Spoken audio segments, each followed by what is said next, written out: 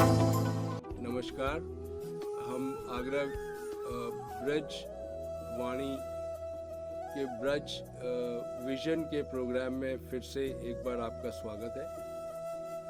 आज हम चर्चा करेंगे ब्रिगेडियर विनोद दत्ता से, जो आगरा के ही हैं और काफ़ी कुछ उन्होंने अचीव किया है अपने कैरियर में, और उसके बाद आगरा में ही रहकर वो यूथ को ट्रेन कर रहे हैं। काफ़ी यूनिवर्सिटीज़ में गेस्ट लेक्चरर हैं और काफ़ी इंस्टीट्यूट्स में भी जाते हैं। बहुत सारी चीज़ों में एक्सपर्ट है। जब हम उनसे चर्चा करेंगे तो सारी बातें आपके सामने आएंगी।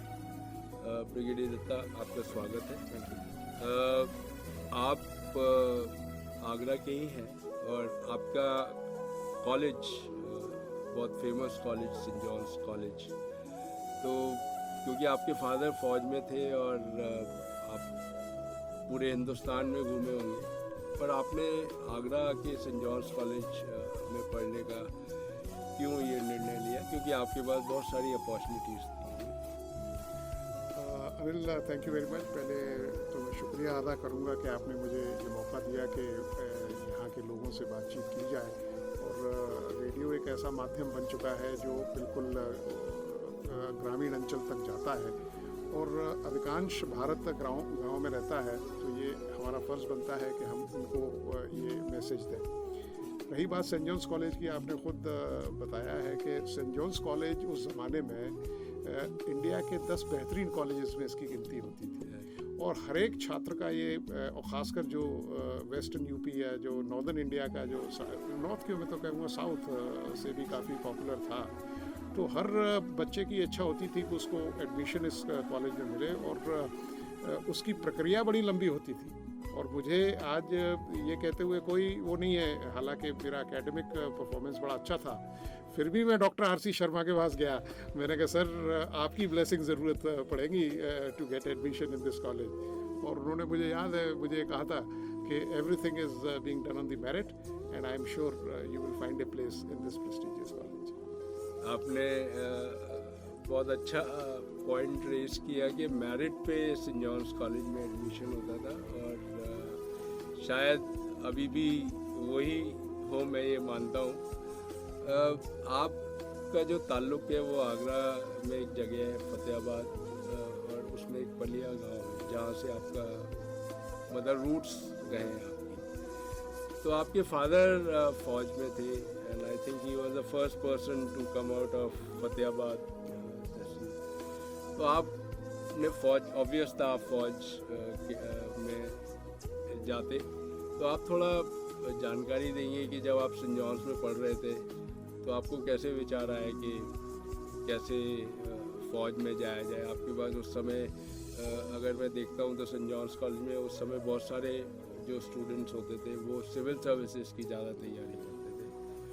अब बिल्कुल ठीक है आपने, क्योंकि देखिए, क्योंकि मेरे फादर ख़ुद सेना में थे और मेरे ग्रैंडफादर ने भी काफ़ी सेकेंड वर्ल्ड वॉर में कंट्रीब्यूशन दी और कई तरह की सनद हैं जो यहाँ के डिस्ट्रिक्ट कलेक्टर ने, उन्होंने उनको दी थी फॉर हिज कंट्रीब्यूशन। तो हमारा जो लगाव है वो सेना के साथ हमेशा रहा है। और क्योंकि फादर आर्मी में थे और आप ये देखिए, उत्तर प्रदेश तो हिंटरलैंड रहा है, आज भी 16% जो सैनिक हैं वो यूपी से आते हैं और सबसे बड़ा रिप्रेजेंटेशन है यूपी का। तो मेरे अंदर यही जज्बा था। और आपने ठीक कहा, क्योंकि हमारे जितने भी सहपाठी थे या जो कोलीग से, अधिकांश आईएएस या सिविल सर्विसेज में गए या एकेडमिक फील्ड में गए, तो मैंने ये डिसाइड किया हुआ था कि मैंने केवल सेना या सेना में ही जाना है। और 20 साल 6 महीने की मेरी उम्र थी जब मुझे कमीशन प्राप्त हुआ और आई बिकेम एन ऑफिसर। आपने तैयारी कैसे की सेना में जाने? देखिए, मैं शुरू से ही इंटरेस्टेड था और इसमें 2-3 चीज़ें बड़ी अहम हैं। पहली बात तो आपकी जनरल अवेयरनेस या जीके वो अच्छी होनी चाहिए। और इस जो एरिया है यहाँ मैंने 2 चीज़ें देखी हैं कि एक तो बच्चों में झिझक बहुत है अंग्रेज़ी को लेके, और जब हम पढ़ते थे तब एक दूसरा ही पहलू होता था। अंग्रेज़ी भी 6वीं क्लास से पढ़ाई जाती थी, 5वीं तक नहीं अंग्रेज़ी पढ़ाई जाती थी। तो बच्चे भी मतलब उतने मतलब कॉन्फिडेंट नहीं होते थे। हालांकि बच्चा यहाँ का होशियार है, UP board is one of the toughest boards of India out of those 34 boards, लेकिन बच्चा एक्सप्रेस नहीं कर पाता। And if you are not able to express your yourself तो कहते हैं ना, बिना रोए तो माँ भी दूध नहीं पिलाती। तो इसलिए मैंने इंग्लिश और जीके पे काफ़ी ध्यान दिया। और सेंट जॉन्स को मैं दोबारा लाना चाहूँगा, क्योंकि वहाँ इस तरह के क्विज कॉम्पिटिशन्स, कैम्सो वगैरह इस तरह के ऑर्गेनाइजेशंस थे जो बदस्तूर इस तरह के क्विज कराया करते थे। आपको याद होगा कि सोमवार और थर्सडे को मॉरल रिलीजियस एजुकेशन क्लासेस होती थी, जिसका एग्ज़ाम पास करना और 75% उसमें अटेंडेंस लेना लाजमी होता था। सही कह रहे हैं आपका।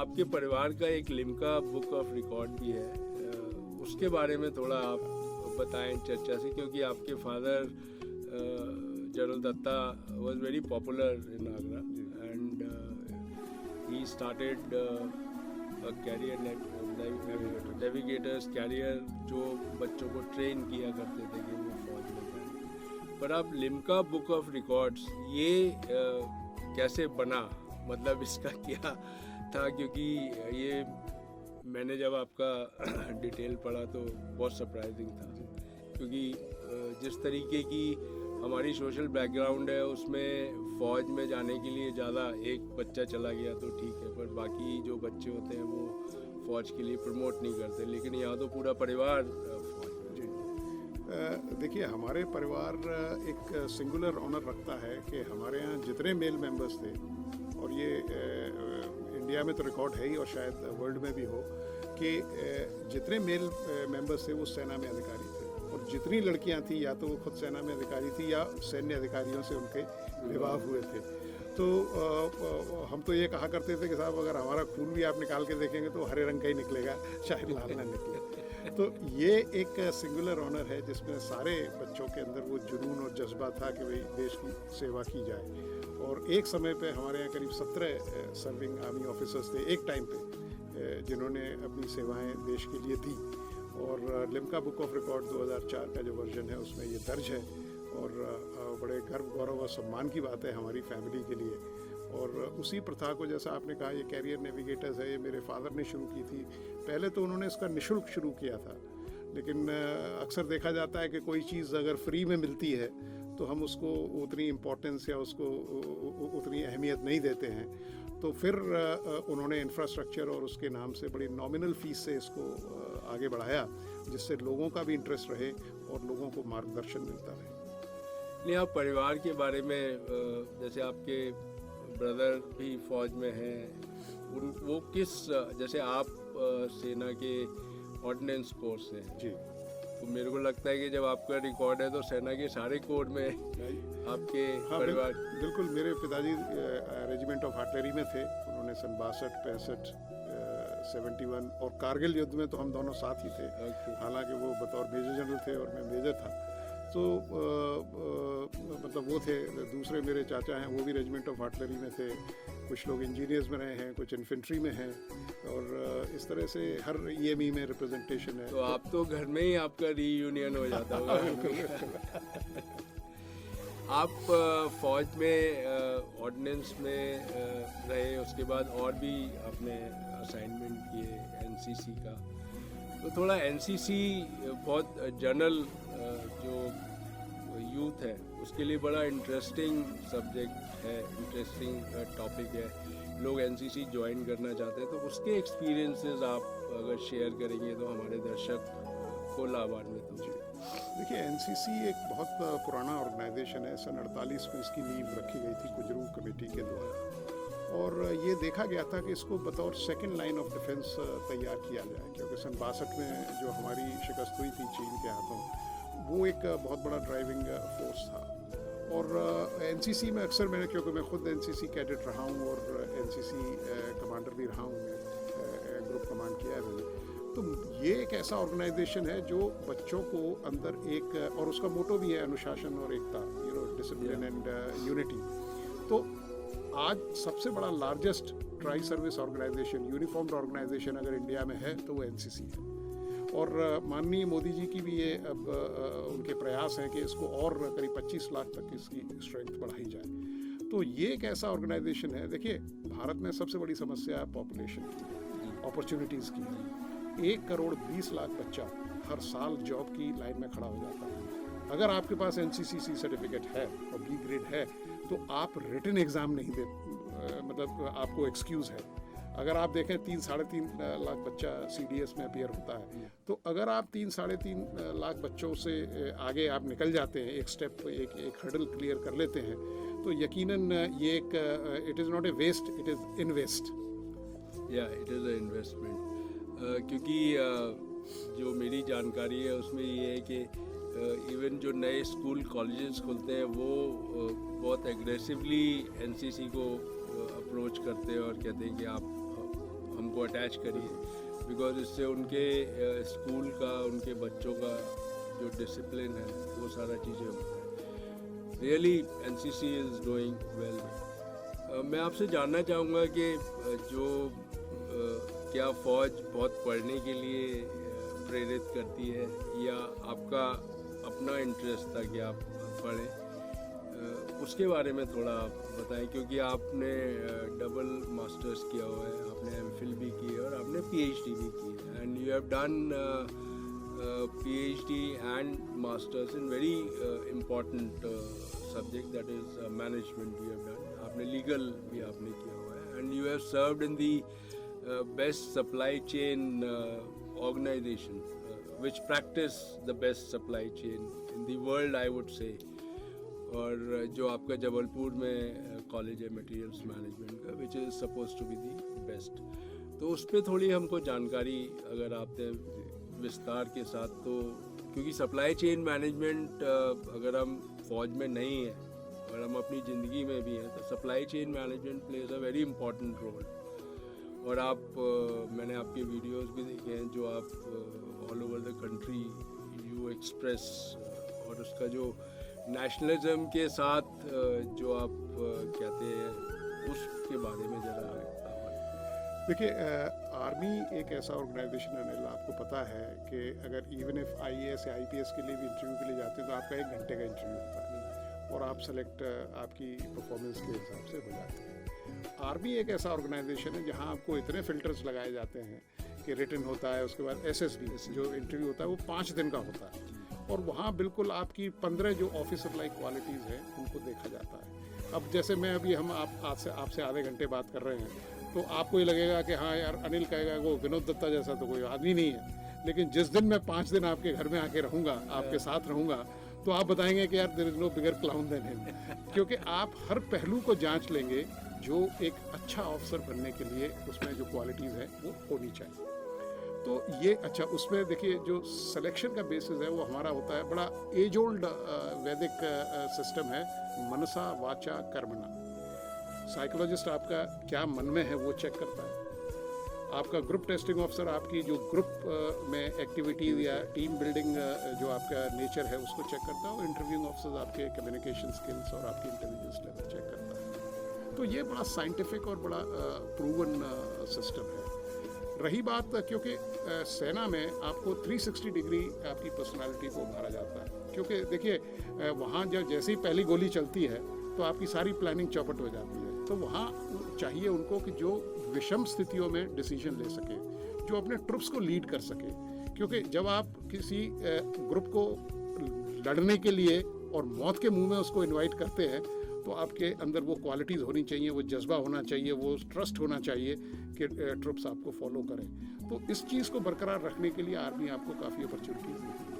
रही बात एकेडमिक की, मेरा खुद रुझान काफ़ी था एकेडमिक्स की तरफ, तो मैं अपने ही छुट्टियों में या उस तरह से करके मैंने ये 2 मास्टर्स किए, लॉ किया, MBA किया, MPhil मैनेजमेंट में किया और एक PhD की डिग्री ली। और आज मैं सोचता हूँ कि इतना एकेडमिक रिजर्वायर मेरे पास है कि मैं आज समाज सेवा में लगा हूँ। नहीं, मतलब एक ये मैसेज भी है यूथ के लिए कि फौज gives you a 360 degree development का पूरी अपॉर्चुनिटी देती है। आप कितना उसको गार्नर कर सकते हैं, बिल्कुल, ये बहुत इम्पोर्टेंट है। आपने मैं चर्चा कर रहा था, आपने ग्वालियर रीजन में आप NCC की कमांड कर रहे थे, आपने बहुत सारे इम्पोर्टेंट आपने बताया कि बहुत सारे अचीवमेंट किए, तो उसके बारे में ज़रा बताएं कि अगर एनसीसी बच्चा ज्वाइन करता है तो वो क्या अचीव कर सकता है। मतलब आपने कहा कि 12 बच्चे सेलेक्ट हुए, हाँ, तो उसके बारे में हमारे दर्शकों को अगर बताएंगे तो शायद जो लोग एनसीसी कर रहे हैं उनको ये कॉन्फिडेंस आएगा कि देयर इज़ अ अपॉर्चुनिटी। देखिए, एनसीसी का हमने पहले भी जिक्र किया था, बहुत बेहतरीन ऑर्गेनाइजेशन है। और मैं ग्वालियर में बतौर ग्रुप कमांडर था। करीब 14 डिस्ट्रिक्ट एमपी के आते थे मेरे नीचे, और 10 से 12,000 कैडेट्स थे। और इसके फ़ायदे ये हैं कि देखिए 3 ईयर कोर्स हो गया अब तो एनसीसी का। तो आप पहले ए सर्टिफिकेट, फिर बी सर्टिफिकेट, फिर सी सर्टिफिकेट करते हैं। तो पहली बात तो देखिए, आर्मी में 55 सीटें आपके लिए रिजर्व है, जिसमें आपको रिटन एग्ज़ाम नहीं देना पड़ता। तो ये एक बहुत बड़ी छूट है आपके लिए। दूसरा, पैरामिलिट्री फोर्सेस, और भी स्टेट गवर्नमेंट्स में एनसीसी सर्टिफिकेट होल्डर्स के लिए वैकेंसीज़ हैं। एयरफोर्स में भी, नेवी में भी वैकेंसीज़ है। आप स्कॉलरशिप ले सकते हैं एनसीसी से, लोन ले सकते हैं एनसीसी से। तो ये बहुत बड़ी फैसिलिटीज़ है। सहारा स्कीम वगैरह हैं जहाँ से आपको लोन मिलता है। तो एनसीसी आपकी पूरी जो पर्सनालिटी है उसको चेंज करता है। जैसे एनुअल ट्रेनिंग कैंप होता है, वहाँ आप देखिए 10 दिन का कैंप होता है, जिसमें 14 periods, 14 periods are devoted for disaster management. और ये एक बहुत बड़ी फोर्स उभर के आ सकती है, क्योंकि आज गांव-गांव तक बच्चा एनसीसी का कैडेट है। तो इस एनसीसी को हमें फोर्स मल्टीप्लायर के तौर पे इस्तेमाल करना चाहिए। मैं आपसे थोड़ा जानना चाहूँगा कि सप्लाई चेन मैनेजमेंट जो हमारे या यूथ है जो एमबीए करके सप्लाई चेन मैनेजमेंट में अपना कैरियर बनाना चाहते हैं, तो उनको आप क्या टिप्स देंगे? Because you have a very vast experience at a lot of level पे, एंड आप ट्रेन भी करते हैं बच्चों को, तो आप वो थोड़ा उस पर ज्ञान डालें। बिल्कुल, देखिए अगली जो सेंचुरी है अनिल जी, वो एशिया की है। बिल्कुल, क्योंकि आपने देखा होगा यूरोप का अपना ज़माना रहा, अमेरिका की अपनी सेंचुरी रही, तो अगला वर्चस्व जो रहेगा वो एशिया का रहेगा। और एशिया का इतिहास बिना भारत की गौरव गाथा के नहीं हो सकता। चीन आप देख लीजिए ढलान की तरफ है, और भारत एक ऐसी इकोनॉमी है जो चल रहा है। और अगर आपने कोविड में देखा हो, तो ये सप्लाई चेन सी थी जिसने इस विश्व को एक उस धागे में पिरो के रखा। तो ये साबित करता है कि देखिए, अब जैसे अपने प्रधानमंत्री जी भी कहते हैं कि साहब एवरीथिंग इज़ ग्लोबल, ठीक है, क्योंकि पहले तो आप देखिए, आपके हमारे समय में न तो पैसे थे न चीज़ें मुहैया थी। आजकल तो एक बच्चा यहाँ बैठे बैठे अमेरिका से ऑर्डर कर देता है, और जब तक क्लास ख़त्म होगी तब तक वो उसके सामान आ जाएगा। तो सप्लाई चेन मैनेजमेंट में काफ़ी स्कोप है, और भारत एक ऐसा देश है जो जिसकी economy is going to grow. हम पहले ही 5th लार्जेस्ट इकोनॉमी है, अगले 2 साल में हम 3rd लार्जेस्ट इकोनॉमी बन जाएंगे। और जिस तरह की हमारी ग्रोथ है, देखिए आज के अखबार में मैं पढ़ रहा था कि चाइना की जो एस्टिमेटेड ग्रोथ है वो करीब 5% है। IMF ने 5.2 एस्टिमेट किया था, और भारत 6.5 की दर से ग्रो करेगा। तो भारत में अपॉर्चुनिटीज़ हैं। हालांकि डेमोग्राफिक टाइगर हमारे लिए कई बार चिंता का विषय बन जाता है, लेकिन हाँ, इसमें अपॉर्चुनिटीज़ भी हैं, क्योंकि 60% जो आपका हिस्सा जीडीपी का आता है वो टर्शरी या सर्विस सेक्टर से। लेकिन सप्लाई चेन मैनेजमेंट आगरा के लिए भी इम्पोर्टेंट है, बिकॉज आगरा की जो इकोनॉमी है 65% वो टूरिज्म पर जी, and it plays a very important role, जिसमें ह्यूमन टच भी इन्वॉल्व है।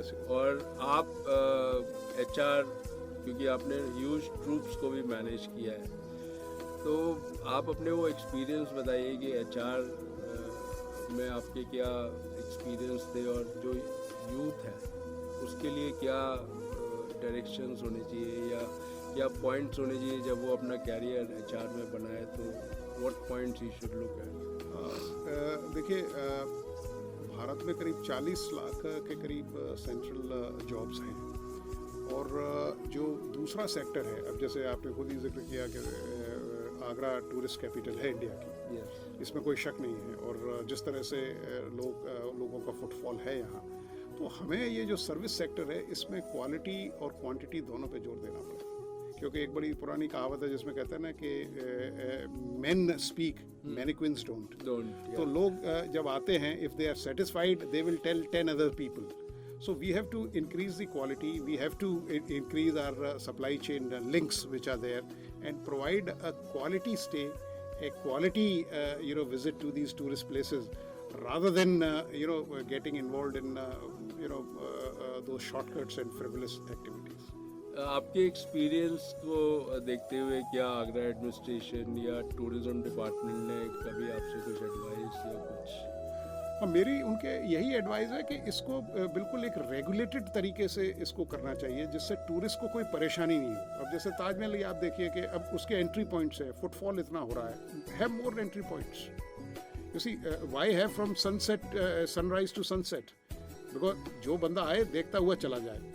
उसके अब आपने डिजिटल उसकी एंट्री कर दी है। समटाइम्स सर्वर इश्यूज होते हैं, नेटवर्क इशू होता है, तो बहुत दिक्कत हो जाती है। कई बार स्टैम्पीड भी हुए हैं, आपने पढ़ा होगा अखबार में।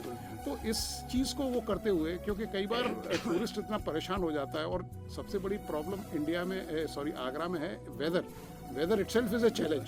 For better part of the year यहाँ वेदर एक बहुत बड़ा चैलेंज है।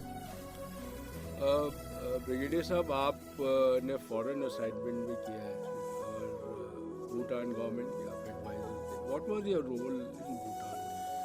भूटान से भारत के बड़े अच्छे और घनिष्ठ संबंध हैं, and I was the logistics advisor to the royal government of Bhutan. और वहाँ की उनकी जो आर्मी की जो भी ज़रूरतें थीं, और जो भी उनकी गवर्नमेंट को चाहिए थे, सामरिक या गैर सामरिक संसाधन, उनका evaluation, I was a link between the government and the government of royal government of Bhutan and the government of India. तो उनको वेट करना, उनको असेस करना, उनको सही एडवाइस करना, उनको ट्रेनिंग देना। तो I was there in the training and advisory capacity. So you were posted in Bhutan? I was posted in Bhutan for 2 years. In the Indian embassy, or you were directly posted? No, I was part of the the Indian military training and advisory team, Okay. which used to work through the embassy. क्योंकि जो common लोग हैं उनको भूटान के बारे में तो पता है, ये भी पता है कि भारत से चारों तरफ वो घिरा हुआ है और इंडियन आर्मी उनको सपोर्ट करती है, पर कैसे सपोर्ट करती है उसका आपने थोड़ा ग्लिम्स दिया, बाकी हम नहीं पूछेंगे। आप गोल्फ में बहुत इंटरेस्ट रखते हैं जी। तो आपने कहाँ कहाँ गोल्फ खेला है? आगरा में भी खेला है, और मैं इंटरनेशनल गोल्फ यूनियन का लाइफ मेंबर हूँ। तो क्योंकि आर्मी में तो हर जगह तकरीबन ये सुविधाएं हैं, लेकिन जैसे जो नॉन मिलिट्री स्टेशंस होते हैं वहाँ भी अगर आप लाइफ मेंबर हैं IGU के, तो अपनी ग्रीन फीस दे के आप खेल सकते हैं। तो जब भी समय मिलता है, अब बल्कि मैं तो रिटायरमेंट के बाद ज़्यादा व्यस्त हो गया हूँ, तो अब थोड़ा समय कम मिलता है या वीकेंड्स पे मिलता है, लेकिन हाँ, जब भी समय मिलता है तो नेचर के साथ ये बड़ा अच्छा समय बीतता है, and it is a good walk and an exercise. आपने गोल्फ खेलना कैसे सीखा? क्योंकि गोल्फ की training is not commonly available, and it is a very costly game, because उसके आप क्लब्स लें या उसके जूते आपको अलग अलग तरीके से। Yes, army has all the things they train also, पर एक अगर कॉमन आदमी गोल्फ में इंटरेस्ट ले और उसको अगर कैरियर बनाना है, प्रोफेशनल गोल्फर, तो what are your advice? Because Agra में I am sure there will be lot of youth who will be interested in golf, क्योंकि आगरा का भी जो golf course है, which is also not very open, which entry is very restricted. Very restricted. तो इसको अगर popular बनाना है तो what are your views on this? Golf थोड़ा पॉपुलर होता जा रहा है गेम। अब खासकर आप देखें, आगरा में तो नहीं, लेकिन नोएडा वगैरह में आप देखें, even night golf facilities JP has provided, even Gurgaon also there are golf courses or golf